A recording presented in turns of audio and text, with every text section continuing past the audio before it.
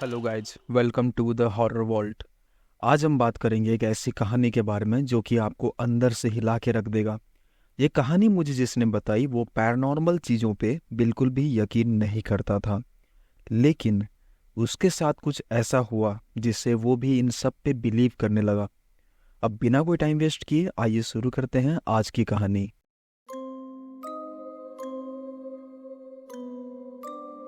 मेरा नाम निखिल है। मेरी नई जॉब लगी थी कोलकाता की एक कंपनी में। कंपनी वालों ने मुझसे कहा कि अपना पूरा परिवार लेके कोलकाता शिफ्ट हो जाओ, क्योंकि कंपनी की तरफ से मुझे एक खुद का अपार्टमेंट मिल रहा था।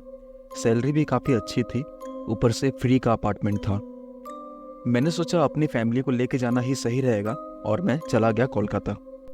मेरे फैमिली को नया अपार्टमेंट काफ़ी पसंद आया। मेरे मम्मी पापा भाई और बहन एंड मेरी दादी। जी हाँ, मेरे घर पे टोटल 6 मेंबर्स थे मुझे मिलाकर। हमारे शिफ्ट होते ही मेरे मम्मी पापा ने पूरे अपार्टमेंट में पूजा पाठ करना शुरू कर दिया, क्योंकि मेरी दादी जब हमारे अपार्टमेंट के दरवाजे के पास आई, उन्हें यह अपार्टमेंट कुछ ठीक नहीं लग रहा था। पूजा पाठ काफ़ी अच्छे से हो गया हमारे अपार्टमेंट में और अब मेरी दादी भी काफ़ी खुश थी। हमारे घर पे काफ़ी पॉजिटिव एनवायरनमेंट बना हुआ था। लग रहा था जैसे अब से कुछ भी बुरा नहीं हो सकता। रात के वक्त हम डिनर कर ही रहे थे और तभी हमारे दरवाजे पे किसी के नॉक करने की आवाज़ आती है। हम सब एक दूसरे को देखने लगे और तभी मेरी बहन बोली, आप सब बैठिए, मैं दरवाज़ा खोलती हूँ। वो दरवाज़ा खोली और काफ़ी ज़ोर से चिल्लाई। हम सब डर गए कि क्या हो गया, ये इतनी ज़ोर से क्यों चिल्ला रही है। मैं, पापा, मम्मी और मेरा भाई हम सब भाग के गए देखने। तो हमने देखा कि एक औरत अपने हाथ से मिठाई पकड़े हुई थी और उनके पास एक प्यारा सा पपी खड़ा था, जिसे देख के मेरी बहन चिल्ला उठी, क्योंकि उसे पपीज बहुत पसंद है। वो आंटी को हमने घर के अंदर बुला लिया। वो अंदर आई और उन्होंने हमें इस बिल्डिंग में वेलकम किया। वो हमें देखकर बहुत ही ज़्यादा खुश थी और उन्होंने बताया कि उनका अपार्टमेंट बिल्कुल हमारे सामने ही है। हमने उनसे कुछ देर बात किया और फिर वो चली गई। मम्मी पापा बहुत ही ज़्यादा खुश थे हमारे नए पड़ोसी से बात करके। अगले दिन मेरे पेरेंट्स और दादी भी उनके अपार्टमेंट गए और बातें करने लगे। तभी उनके अपार्टमेंट में मेरी दादी ने देखा कि एक रूम है जो कि बाहर से बंद है। उनके अंदर से किसी की आवाज़ आ रही थी। कोई लड़की थी जो कह रही थी, दरवाज़ा खोलो, मुझे बाहर आने दो। मेरे पेरेंट्स पूछने लगे आंटी जी से कि अंदर कौन है और ये रूम बाहर से बंद क्यों है। तब आंटी जी ने कहा, ये अंदर मेरी बेटी है और उसका नाम है अंजलि। उसका दिमागी संतुलन थोड़ा ठीक नहीं है, जिसके लिए हम उसे रूम पे लॉक रखते हैं। उसका ट्रीटमेंट भी चल रहा है फिलहाल। मेरे मम्मी ने कहा कि उन्हें ये सुन के काफ़ी बुरा लगा और तभी मेरे दादी ने बोला कि ये मेडिकल ट्रीटमेंट से ठीक नहीं होगी, इससे कोई अच्छे तांत्रिक को दिखाओ, तब जाके ये ठीक होगी। ये सुन के मेरे पेरेंट्स ने कहा कि ये क्या बेकार की बातें हैं, भूत प्रेत जैसी कोई चीज़ें होती नहीं है। ये सब सुन के वो आंटी जी बिल्कुल ही शांत बैठी थी। उन्होंने कुछ भी नहीं कहा। ये सब सुनने के बाद भी जब मेरे पेरेंट्स और दादी हमारे घर वापस आए, तब पापा ने उन्हें समझाया कि उस आंटी के सामने उनकी ही बेटी के बारे में वो सब नहीं कहना चाहिए था। तभी मेरी दादी ने कहा कि उन्होंने जो भी कहा पूरा ठीक कहा। उनकी बेटी के ऊपर किसी शैतानी आत्मा का साया है। तुम सब ने उसकी आवाज़ नहीं सुनी? लग रहा था जैसे कोई शैतान अंदर से बात कर रहा हो। जिसके जवाब में मेरे पेरेंट्स ने कहा कि ऐसा कोई आवाज़ नहीं आया, हमें लड़की की आवाज़ ही लग रही थी। मेरी दादी अपनी ही बातों पे अड़ी रही और वो कहती रही कि आवाज़ शैतान जैसी थी। उसके बाद काफ़ी रातों तक उनके अपार्टमेंट से किसी लड़की के चिल्लाने की आवाज़ आती रहती थी। वो आवाज़ काफ़ी डरावनी साउंड करती थी। कभी कभी जैसे लगता था कि कोई उस लड़की को मार रहा हो। मेरे मम्मी पापा ने हिम्मत किया और करीब 2 या 3 बजे वो उनके अपार्टमेंट जाके नॉक किए और नॉक करते ही उस आंटी ने दरवाज़ा खोला और मम्मी पापा को अंदर बुला लिया। मेरे पापा तभी पूछे कि ये आवाज़ कैसी? आपकी बेटी अगर ठीक नहीं है तो उसे हॉस्पिटल लेके क्यों नहीं जाते? तभी वो आंटी बोली, मेरी बेटी का इलाज कोई डॉक्टर कर ही नहीं सकता। आपकी माँ ने उस दिन बिल्कुल सही कहा था। हमने एक तांत्रिक को बुलाया है और वो कल आएंगे मेरी बेटी का इलाज करने। तभी मेरे पापा बोल बैठे, आजकल के ज़माने में इन सब पे आप यकीन करते हैं? ये सारी चीज़ें नहीं होती हैं। और तभी उस लड़की के रूम से आवाज़ आती है, और वो भी एक काफ़ी शैतानी आवाज़ में। यकीन नहीं करते इन सब चीज़ों पे? दरवाज़ा खोलो, फिर मैं बाहर आके दिखाती हूँ। ये आवाज़ सुन के वो आंटी और मेरे मम्मी पापा बिल्कुल चुप हो गए थे। पापा को अपने कानों पे यकीन नहीं हो रहा था, और मम्मी पापा अपने अपार्टमेंट पे वापस आ गए। उस रात मेरे मम्मी पापा को ठीक से नींद ही नहीं आया। अगले दिन सुबह उन्होंने मुझे और मेरे दादी को सारी बातें बताई। मैं और दादी भी ये सब सुन के काफ़ी डर गए थे, और तभी हमें कुछ लोगों के बात करने की आवाज़ आती है। हमने दरवाज़ा खोल के देखा तो उस आंटी जी के अपार्टमेंट में कुछ लोग आए हुए थे। तभी मैं और मेरे पापा भी उनके घर गए, और उस आंटी जी ने हमें इंट्रोड्यूस करवाया उन 3 लोगों से, जो कि एक पुजारी थे किसी मंदिर के, और 2 पैरानॉर्मल इन्वेस्टिगेटर। हम आपस में बात किए, और अब बारी थी उनकी बेटी के रूम के दरवाज़ा खोलने की।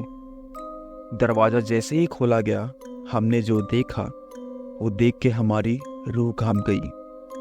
हमने देखा कि उनकी बेटी उस रूम के कोने में बैठ के कीड़े मकोड़े खा रही थी। मेरे पापा बहुत ही ज़्यादा डर गए, लेकिन मैं हिम्मत करके वहीं खड़ा रहा।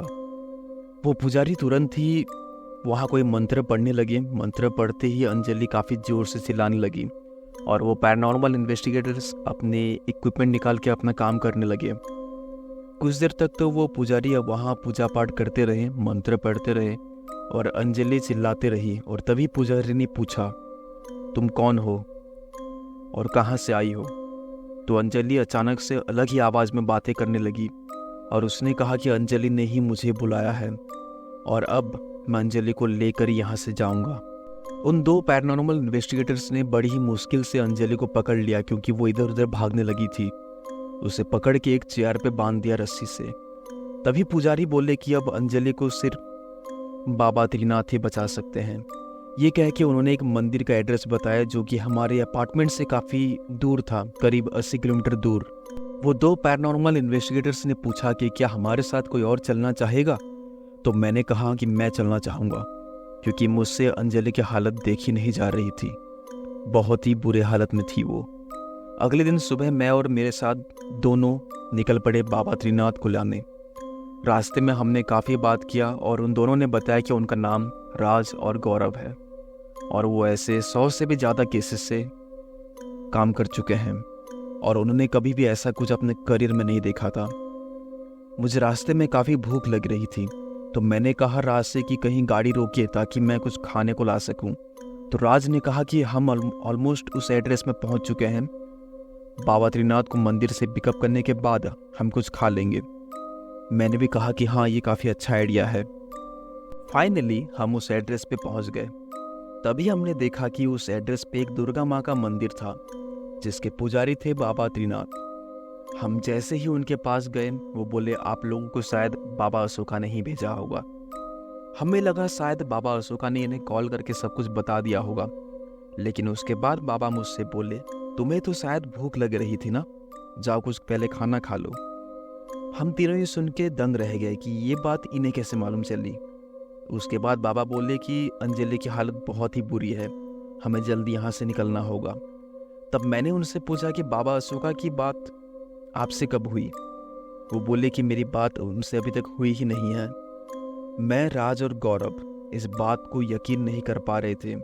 ये कैसी शक्ति है इनके पास, जहाँ बाबा त्रिनाथ इतनी दूर बैठ के पता कर ले कि उधर हो क्या रहा है। हम बाबा त्रिनाथ को लेके पहुँच गए हमारे बिल्डिंग में। हम बाबा त्रिनाथ जैसे ही अंजलि के अपार्टमेंट में घुसे, अंजलि जोर से चिल्ला उठी और बोली, इसे यहाँ से भगाओ वरना मैं अंजलि को मार डालूंगी। अंजलि जोर जोर से चिल्ला रही थी और आवाज़ किसी शैतान की ही लग रही थी। तभी बाबा त्रिनाथ अपने साथ कुछ पूजा पाठ की सामग्री लेकर आए थे। जैसे जैसे वो अपने पूजा के सामग्री निकालने लगे, तभी हमें मालूम चला कि ये सारी सामग्री तो काला जादू में इस्तेमाल होती है। बाबा त्रिनाथ ने उसके बाद हमें एक बड़ी ही अजीब सी चीज़ लाने के लिए कही, और वो था एक मरा हुआ 6 महीने का बच्चा। हम ये सुन के काफ़ी दंग रह गए कि ये बाबा ने कैसी चीज़ मांग ली है हमसे। तभी बाबा अशोका बोले कि ये चीज़ कहीं से भी लेकर आओ। हम सब सोच में पड़ गए कि अब ये हम कहाँ से लेकर आएँ। ऊपर से बाबा त्रिनाथ ने ये भी कहा कि तुम्हें ये चीज़ शाम के 6 बजे से पहले ही लानी होगी, क्योंकि उसके बाद ये शैतान अंजलि को नहीं छोड़ेगा। तभी राज ने बोला कि उसके जान पहचान में एक मेडिकल स्टूडेंट है और शायद वो इसकी मदद कर सकता है। उसने तुरंत अपने दोस्त को फ़ोन लगाया और उसके दोस्त ने एक पोस्टमार्टम हाउस का एड्रेस दिया। वहाँ हमें जाके कुछ लीगल पेपर्स भरने पड़े और हमें एक बच्चे की बॉडी मिल गई। मुझे कुछ समझ नहीं आ रहा था कि ये सब हो क्या रहा है। हम जल्दी से अपार्टमेंट वापस गए तो बाबा त्रिनाथ ने बाबा अशोका, मुझे, राज और गौरव, हम तीनों से कहा कि एक गोला बना के बैठ जाओ और एक दूसरे का हाथ पकड़ लो। उन्होंने एक गोला बना रखा था जमीन में, जो कि किसी काला जादू के सामग्री से ही बना हुआ था। हम बैठ गए एक दूसरे का हाथ पकड़ के। बैठते ही अंजलि जोर जोर से हंसने लगी और तभी वो अपने मुंह से जिंदा कीड़े मकोड़े निकालने लगी थी। बड़ा ही खौफनाक नज़ारा था ये मेरे लिए। हम उस गोले में जैसे ही बैठे, बाबा त्रिनाथ ने रूम को अंदर से लॉक कर लिया और उस बच्चे को हमारे बीचों बीच रख दिया। यानी कि अब रूम में सिर्फ अंजलि, बाबा अशोका, बाबा त्रिनाथ, मैं, राज और गौरव ही थे। हमने अपनी आंखें बंद कर ली बाबा त्रिनाथ के कहने पर और उन्होंने कहा कि तुम चारों बस 2 सेकंड के लिए अपनी आंखें खोलना और फिर से बंद कर लेना मेरे कहते ही, और जब तक मैं ना कहूँ तब तक अपनी आंखें मत खोलना। हम एक दूसरे का हाथ पकड़ के आँख बंद करके बैठे रहे और तभी हम चारों को एक आवाज़ आई, किसी बच्चे की। वो बच्चा बड़े ही शैतानी तरीके से हंस रहा था। मुझे बहुत ही ज़्यादा डर लगने लगा था तब। फिर बाबा त्रिनाथ ने बोला, अपनी आंखें खोलो बस 2 सेकंड के लिए और फिर तुरंत बंद कर लेना। जब मैंने अपनी आंखें खोली बस 2 सेकंड के लिए, तब मैंने कुछ ऐसा देखा जिसे मैं अपनी ज़िंदगी भर कभी भुला नहीं सकूंगा। मैंने देखा कि वो मरा हुआ बच्चा जो कि हमारे बीच रखा हुआ था, वो अब हमारे बीच खड़ा है। मुझे यकीन नहीं हो रहा था कि ये मैंने क्या देख लिया। वो बच्चा हंसता रहा और उधर अंजलि चिल्लाती रही। तभी वो बच्चा और अंजलि दोनों ही शांत हो गए। फिर हमें बाबा त्रिनाथ ने आंखें खोलने के लिए कहा और जब हमने आंखें खोली, हमने देखा कि वो बच्चा फिर से लेटा हुआ है और अंजलि बेहोश हो चुकी है। हमने अंजलि के मुंह पे पानी मारा और तब बाबा त्रिनाथ ने हमसे कहा कि अंजलि अब बिल्कुल ठीक हो चुकी है। अंजलि अपनी माँ को पकड़ के जोर जोर से रोने लगी। बाबा त्रिनाथ और बाबा अशोका जाने से पहले उस बच्चे की बॉडी को अपने साथ लेकर चले गए। ये खौफनाक नज़ारा मैंने अपनी ज़िंदगी में पहली बार देखी थी और शायद मैं ये कभी भूल नहीं सकूंगा।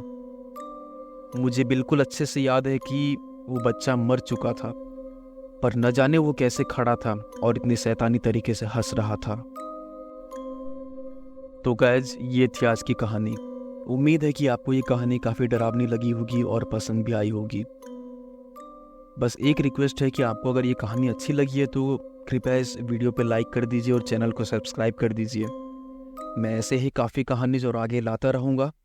तब तक के लिए अपना ख्याल रखिए।